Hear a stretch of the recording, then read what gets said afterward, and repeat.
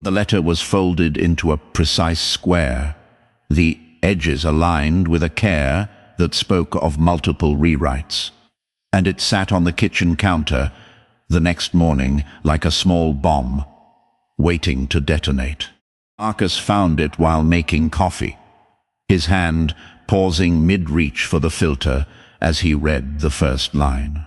"Dear Miss Vasquez, my name is Chen." He read it standing up, then sat down, then read it again. Handwriting was careful and slightly uneven, the letters pressed hard into the paper, the way children write when they are trying very hard to be understood. Lily came padding into the kitchen in her pajamas, Penji tucked under one arm, her hair still messy from sleep. Not by. She watched her father's face with the particular attention of someone waiting for a verdict. Not, "Did you find it?" "What by?" she asked. Marcus set the letter down slowly. "Duh, I found it, kiddo." "What? Are you mad?" "I am not mad." I said it honestly, because he was not mad.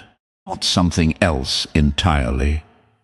Something that did not have a clean name. "Can you tell me why you picked Ms. Vasquez?" Lily climbed onto the chair across from him, setting Penji on the table between them like a mediator.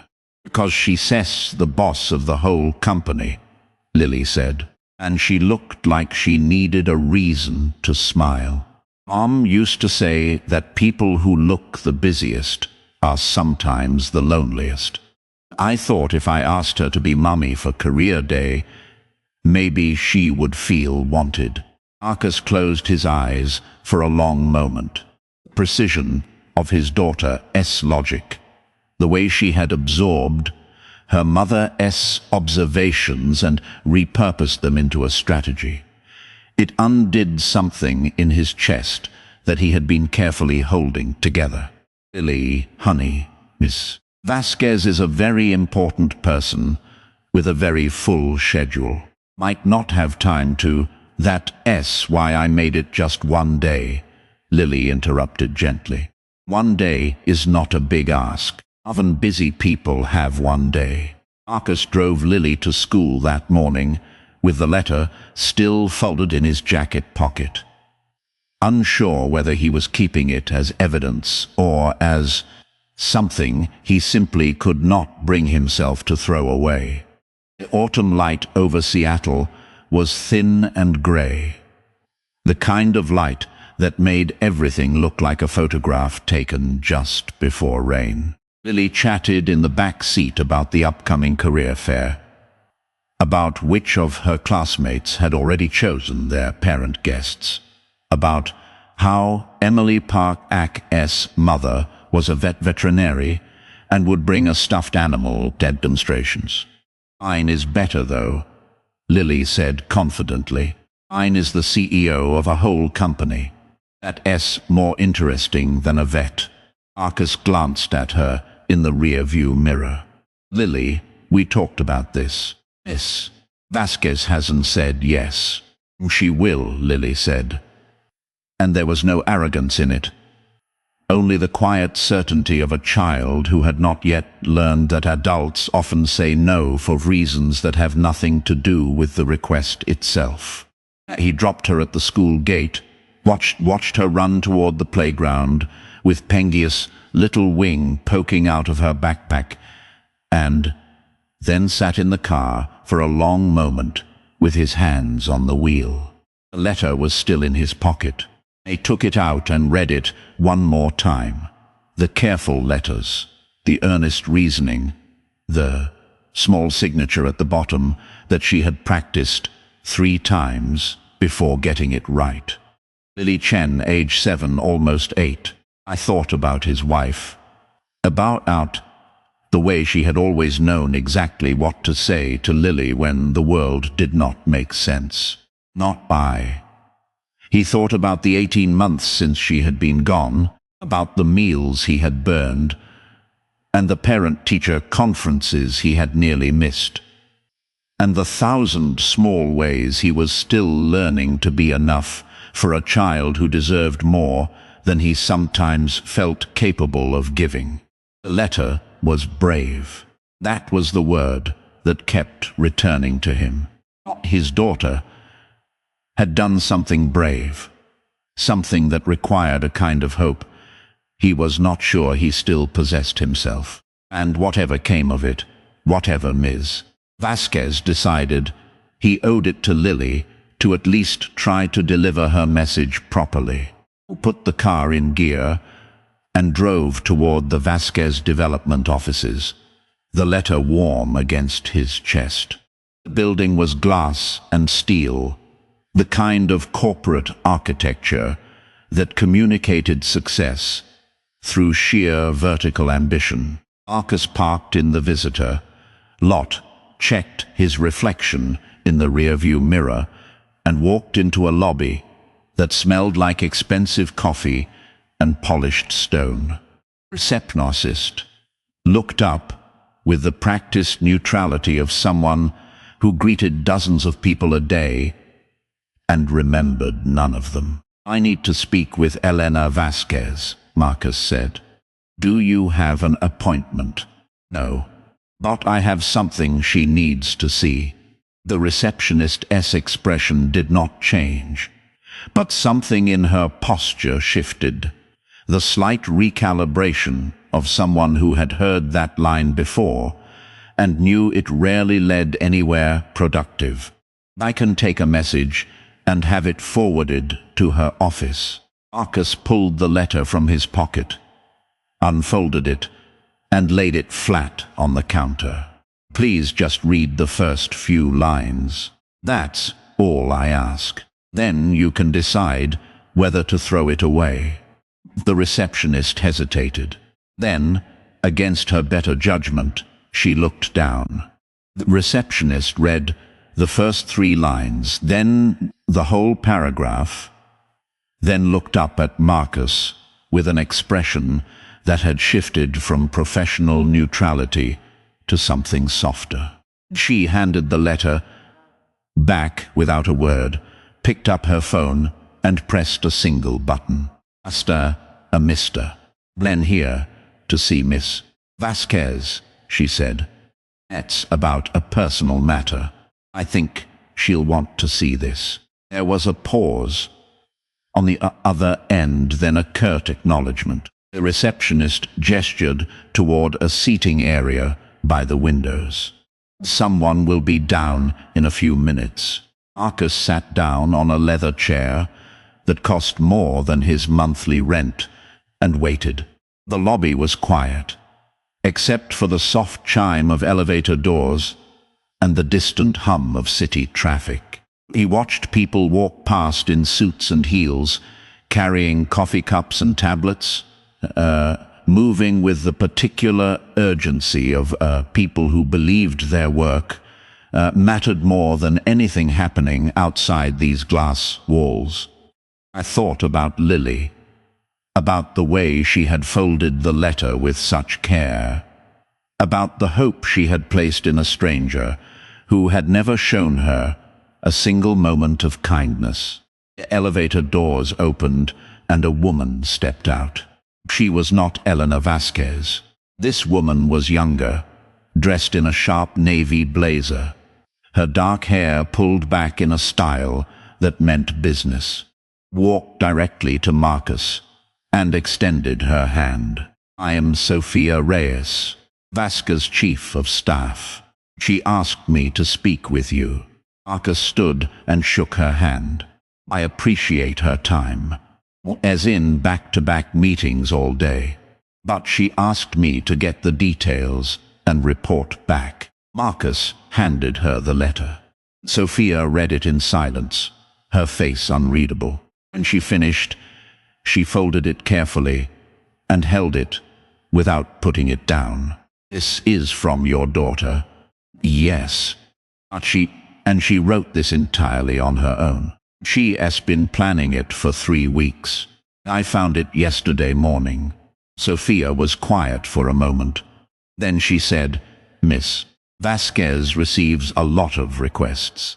Charity requests, sponsorship requests, speaking invitations. This is not the kind of thing she usually handles personally.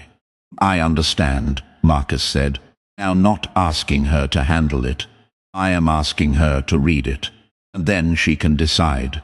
Afia looked at the letter again, then at Marcus. Something in her expression shifted. A crack in the professional armor.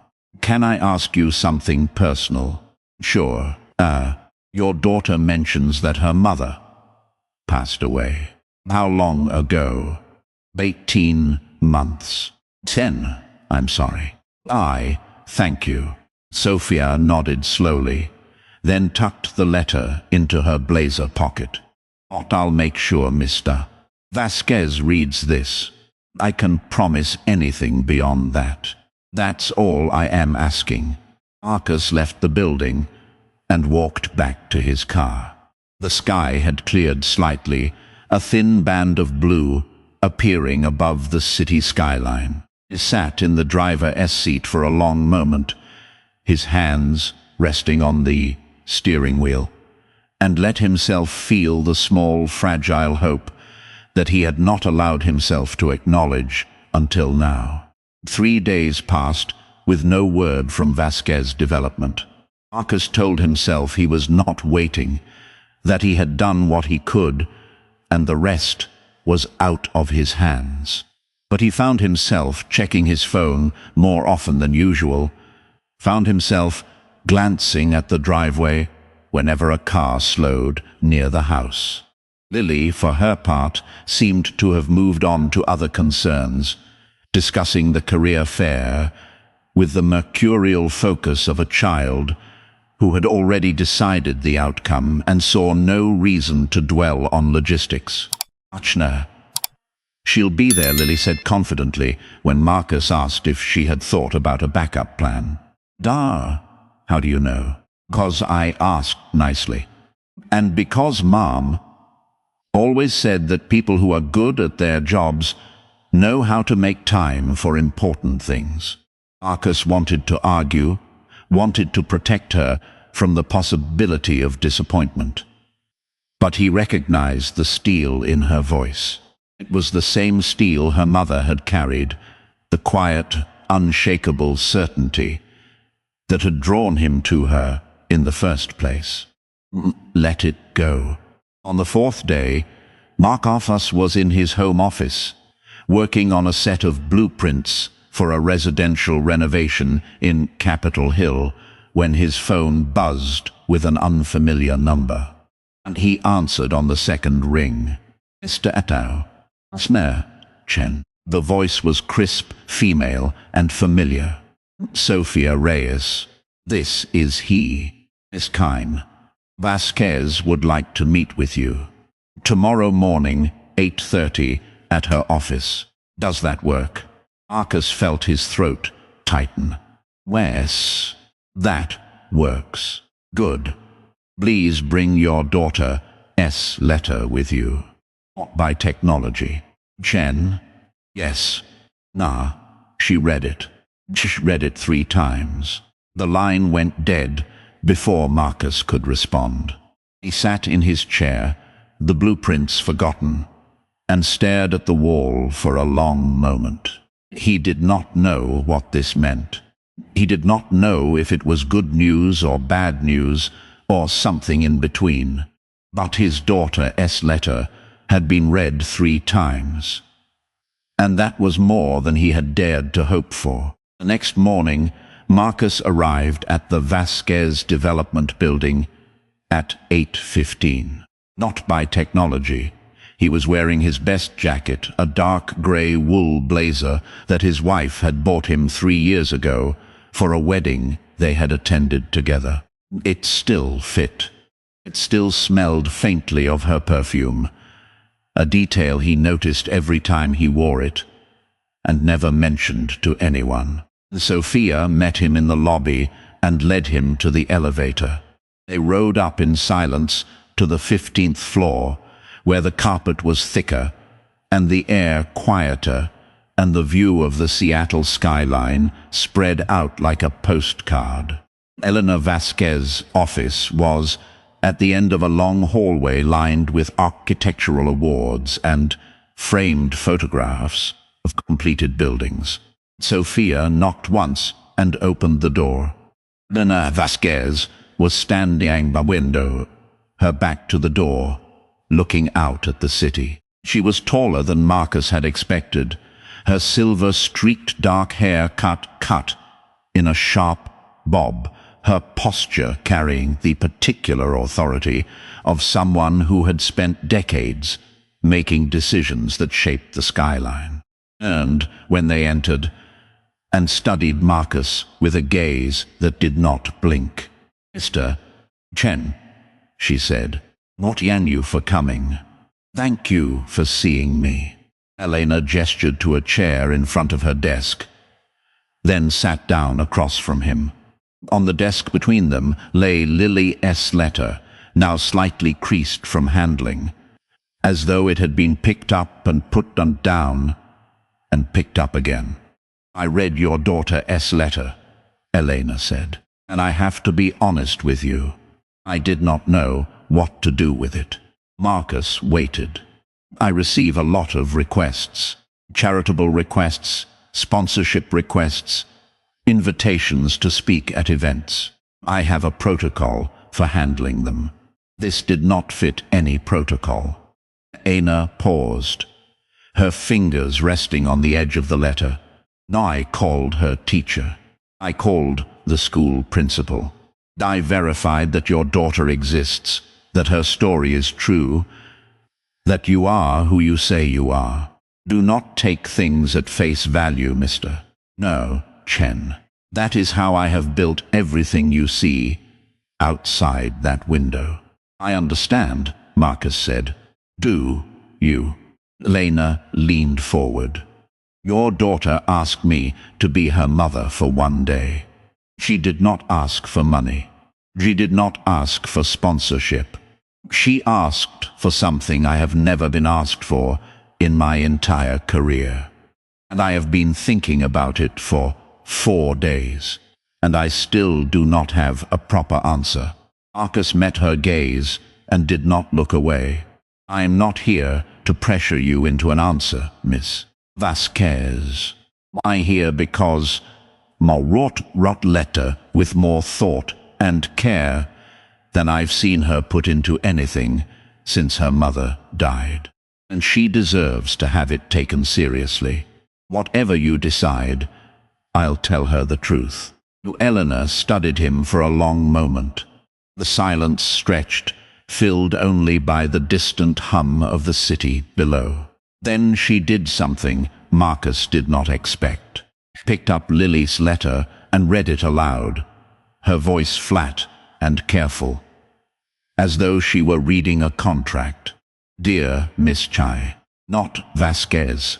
My name is Lily Chen. I am 7 years old. My mum died a year and a half ago. My dad is a good dad, but he is sad a lot, and I think he misses her too. We have career day at school next Friday, and everyone's mom or dad is coming to talk about their job.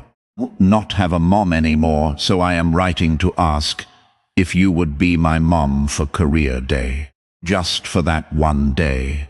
You do not have to do anything after that. Technology. I picked you because I saw your picture in the newspaper, and you looked like someone who knows how to get things done. My mom used to say that the best leaders listen before they decide. I wanted to see if you knew how to listen. Thank you for reading this. Sincerely, Lily Chen, age 7. Elena set the letter down. Her hand, Marcus noticed, was not entirely steady. Your daughter, Elena said slowly, wrote something that I have been trying to teach my senior executives for 15 years. Wrote it in a letter to a stranger. And she wrote it better than any of them. Marcus said nothing. There was nothing to say. Ott stood and walked to the window, her back to him again. I will be at the career fair on Friday. I will be there as a guest speaker. I will talk about what I do. And afterward, I will have lunch with your daughter, earned to face him. But I will not be her mother for the day. I cannot be that. I am not qualified to be that. What I can be is someone who read her letter and took it seriously. That is what I am offering. Amat's carcass stood. His legs felt lighter than they had in days. That's more than enough, Miss Vasquez. Not me, thank you. Do not thank me yet. I have not met her in person. I decide she does not like me. She already decided she likes you. She picked your picture out of a newspaper. Elena's mouth twitched, the smallest crack in her professional composure. Then I suppose I have a reputation to live up to. Marcus left the office with Lily's letter back in his pocket, and a strange lightness in his chest that he had not felt in 18 months. He called his sister on the drive home and told her what had happened. And she was quiet for a long moment before saying, "Lily did that. She did that all by herself." "I know," Marcus said. "Not I know." Friday morning arrived cold and clear, the kind of Seattle autumn day where the light came low and golden through the bare branches. Lily wore her favorite dress, a navy blue one with small white flowers that she had picked out the night before and laid carefully on her chair. She had brushed her own hair and tied it with a white ribbon, and she carried Pengy under one arm like a good luck charm. "Is she really coming?" Lily asked for the 4th time, as Marcus helped her with her backpack. He said she would be there. What if she changes her mind? By technology. "How do you know?"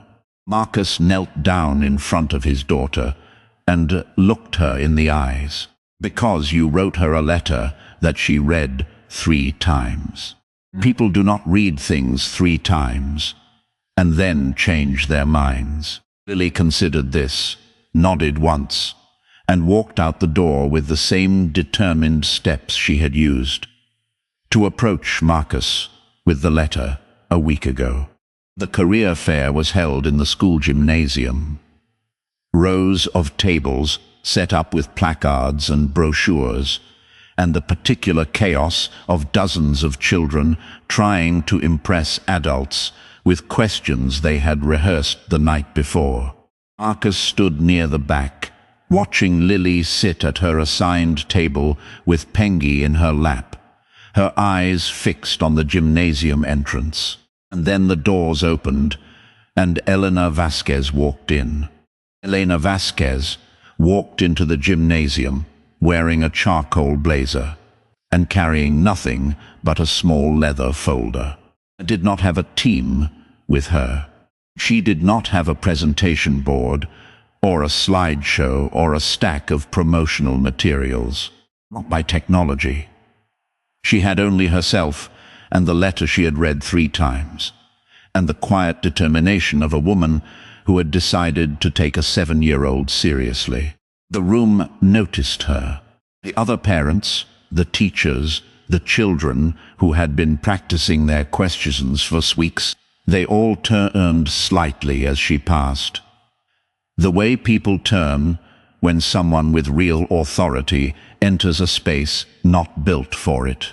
Elena ignored them, walked directly to Lily's table, where Lily sat with Pengy in her lap, her eyes wide and her posture rigid, with the particular tension of a child who had been waiting for a very long time.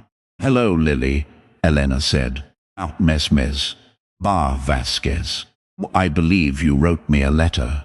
Lily nodded, unable to speak for a moment. Then she found her voice. "You came. Said I would. Now I know. But sometimes adults say they will do things, and then they do not do them." Elena pulled out the chair across from Lily and sat down, folding her hands on the table. That is true, and it is a disappointing thing to learn. But I am not that kind of adult, Lily. I am the kind who reads letters 3 times and then shows up. Lily's face broke into a smile, so wide and so genuine that Marcus, watching from the back of the gymnasium, felt his throat tighten. The career fair continued around them. Other children continued around them. Other children giving their presentations, other parents explaining their jobs. But the center of the room had shifted. Lily stood up and began her presentation, the one she had practiced in front of her bedroom mirror every night for a week. I explained what a CEO did, using words she had looked up in the dictionary and simplified until they made sense to her. Talked about buildings and decisions, and the way one person's choices could shape a whole city. Or technology. And then at the end, she asked a question that none of the other children had asked their guests. Ms.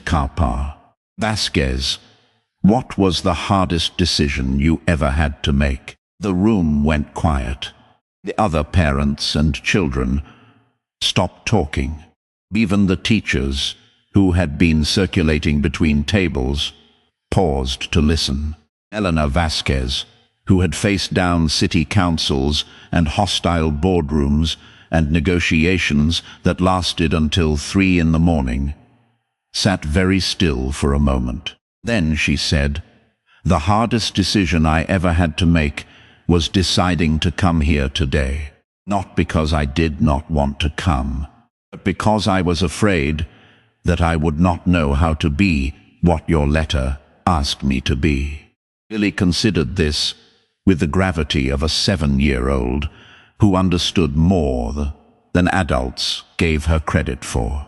"You did not have to be anything," Lily said. "You just had to show up. That is what my mum used to say. Showing up is 90% of everything." Elena's composure cracked.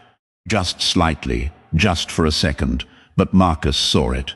A softening around her eyes, a loosening of the disciplined set of her mouth. "Your mother," Elena said quietly, "sounds like she was very wise." "She was," Lily said. "She was the wisest person I ever knew." The moment held, fragile and perfect, suspended in the fluorescent light of the school gymnasium. And then Lily reached into her backpack and pulled out a second letter, folded into the same precise square as the first. "This one is for you," she said. "You do not have to read it now. You can read it later. But I wanted you to have it." Elena took the letter with both hands, as though it were made of glass. "Lily, you are welcome, Vasquez." Elena Vasquez did not open the second letter until she was back in her office. The city spread out beneath her like a map of everything she had built and everything she had not yet learned to build. Not she. Sat in her chair, the letter in her hands, and she let herself feel the weight of it before she broke the seal. By technology, the handwriting was the same careful printing, the letters pressed hard into the paper. But the message was shorter this time. "Dear Ms. Vasquez, Edna, thank you for coming. You did not have to be my mum. You just had to show up. And you did. That means something. Sincerely, Lily Chen, age 7. Elena folded the letter and placed it in the top drawer of her desk, next to the first letter, which she had kept there since the day Sophia had handed it to her. She sat for a long moment, looking out at the skyline, at the buildings she had designed, and the ones she had not yet imagined. Noki. And she thought about a 7-year-old girl who had taught her something she had spent 25 years in business without learning. That showing up, really showing up, was not a small thing. What was the only thing? Marcus picked Lily up from school that afternoon. Not. She ran to the car, with Pengy bouncing against her back, her face flushed with the particular glow of a day that had gone better than she had dared to hope. She came, Lily said, climbing into her seat. I saw her. She came, Dad. She really came. I know, kiddo. I was there. And she stayed for the whole presentation. Did not leave early. I know. Lily was quiet for a moment, buckling her seatbelt, with the careful precision she had inherited from her father. Then she said, Do you think Mom saw? Marcus's hands tightened on the steering wheel. He took a slow breath, the kind he had learned to take in the 18 months since his wife had been gone, the kind that gave him time to find the right words. I think your mom sees everything you do, Lily. I think she sees all of it. Lily nodded, satisfied with this answer. We looked out the window at the gray Seattle sky, at the bare trees and the wet streets and the ordinary beauty of an autumn afternoon in a city that had just become a little smaller, a little warmer by technology, a little more connected than it had been that morning. I miss her, Lily said quietly. I know, baby. I miss her too. But today was a good day. Yes, Marcus said, pulling away from the curb.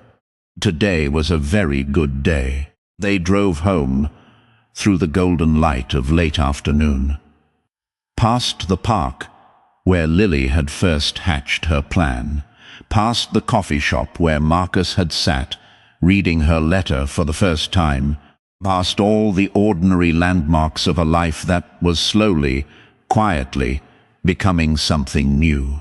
That evening, Marcus found Lily in her room, sitting on her bed with Pengy in her lap, and a photo album open beside her. The album was old, the pages soft from handling, and it held pictures of her mother that Lily had arranged in a specific order that only she understood. Dad, Lily said without looking up. Yes, kiddo, I think Miss Vasquez is going to be okay. Marcus sat down on the edge of the bed. What makes you say that? Because she came, and she was scared, but she came anyway. That means she is brave. Brave people are always okay eventually. Marcus looked at his daughter, at the quiet certainty in her 7-year-old face, and he thought about all the things he still had to learn from her. You know what, Lily? I think you are right. Lily closed the photo album and set it carefully on her nightstand. She lay down, pulling Pengy close, and looked up at her father, with the particular trust of a child who knew she was loved. Dad, yes, thank you for delivering my letter. Marcus felt something catch in his throat. You do not have to thank me for that, Lily. I know. Not I wanted to. I leaned down and kissed her forehead, the way he had done every night since she was born, the way he would do every night for as long as she would let him. Good night, Lily. Good night, Dad. Not bite night, Pengy. Not on the quiet of a small apartment in Seattle, under the soft glow of a nightlight shaped like a penguin. A father and his daughter drifted into sleep, carrying with them the gentle truth that sometimes the bravest thing a person can do is ask for exactly what they need, and that sometimes, if they are lucky, the universe sends someone who knows how to listen. If this story moved you, if it reminded you of someone you know, or if it simply made you believe a little more in the power of showing up, share it with someone who needs to hear it today. Subscribe and hit the bell for more stories about ordinary people doing extraordinary things. Because sometimes the smallest acts of courage change everything.